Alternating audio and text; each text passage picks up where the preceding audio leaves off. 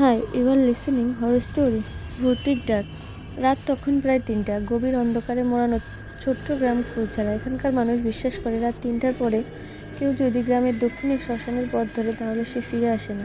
রাহুল এসব ভূতের গল্পে বিশ্বাস করতো না। শহর থেকে সে কিছুদিনের জন্য গ্রাম এসেছিল দাদুর সঙ্গে সময় কাটাতে। সেদিন রাতে বন্ধুদের সঙ্গে গল্প করতে করতে বেশ দেরি হয়ে গিয়েছিল। সবাই যখন বাড়ির দিকে রওনা দিল তখন সে সাহস করে দক্ষিণের পথ ধরে হাঁটতে শুরু করলো। চারপাশে শুধু অন্ধকার, মাঝে মাঝে ঝিঝি পোকার ডাক শোনা যাচ্ছে। হঠাৎ করে কেমন যেন একটা গা ছমছমে অনুভূতি হতে লাগলো। হাওয়ার সঙ্গে যেন একটা ফিসফিস শব্দ ভেসে আসছে। রাহুল, সে চমকে উঠল। কে ডাকছে? পিছনে তাকিয়ে দেখলো কেউ নেই, হয়তো কল্পনা করছে। সে দ্রুত পা বাড়ালো, কিন্তু কয়েক কদম যাওয়ার পর আবার শুনতে পেল, রাহুল দাঁড়াও। এবার পরিষ্কারভাবে শুনলো। গলার স্বর যেন খুব পরিচিত, বাবার মতো মনে হচ্ছে। বুকের ভেতর ধক ধক করতে লাগলো, কিন্তু সে সাহস করে বলল, কে? বাবা, তুমি? কেউ উত্তর দিল না। বাতাসের বেগ আরো বেড়ে গেল। আচমকা পায়ের সামনে একটি পাথরের টুকরো পড়ে গেল। পাথরটা ঠিক যেন কোথা থেকে ছুঁড়ে মারা হয়েছে। ভয়ের দৌড় লাগালো রাহুল।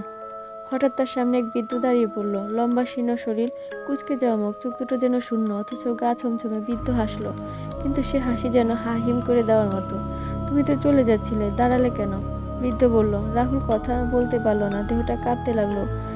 বৃদ্ধ ধীরে ধীরে তার দিকে এগিয়ে এলো, আর তখনই রাহুল বুঝতে পারলো এই বৃদ্ধের পা নেই, সে বাতাসে ভাসছে।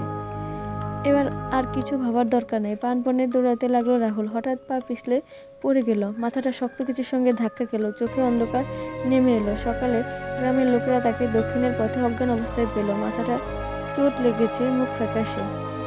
সবাই বলল, তুমি বেঁচে গেছো রাহুল, কিন্তু ওই পথে আর কখনো যেও না। রাহুল শুধু ফ্যালফ্যাল করে তাকিয়ে থাকলো, কারণ সে স্পষ্ট মনে করতে পারছিল সে রাতে কেউ তাকে ডেকেছিল। কিন্তু সেটা কি আসলেই তার বাবা ছিল, নাকি কেউ বা কিছু তার প্রাণ নিতে চেয়েছিল? আজও কুলছাড়া গ্রামের মানুষ রাত ৩টার পর দক্ষিণের পথে যেতে সাহস করে না, কারণ তখন শোনা যায় ভৌতিক ডাক। দাঁড়াও। ধন্যবাদ সকলকে। ভিডিওটি ভালো লাগলে চ্যানেলটি সাবস্ক্রাইব করুন, লাইক করুন, শেয়ার করে পাশে থাকুন। ধন্যবাদ। রাধে কৃষ্ণ।